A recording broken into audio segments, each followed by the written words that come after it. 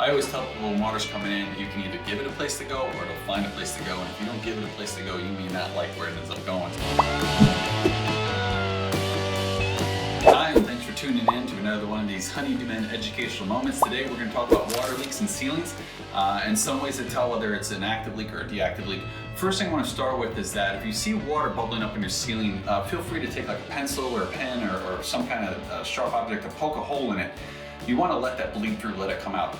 Water's going to find a way in, and either you can give it a place to go or it'll find a place to go, and you may not like the place it finds to go, so give it a hole, let it bleed, put out a bucket, catch that water.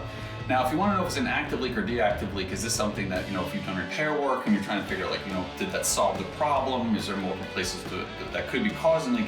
A quick way to kind of trick the trade here, if you look up, you'll see that we have a water stain already here. We've done some work, and you'll see that I've outlined it in a pencil, and I've gone around the perimeter.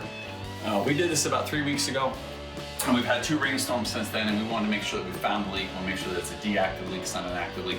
And we're here today and we see that it has not bled outside the lines. So we know that we've solved and resolved the problem, so now we can move forward with the interior repairs. So I hope you found this educational video helpful for you. And remember, if you don't know who to call, and it may not be a plumber, it may not be a roofer, it may not be a sheetrock guy, it just might be a honeydew guy.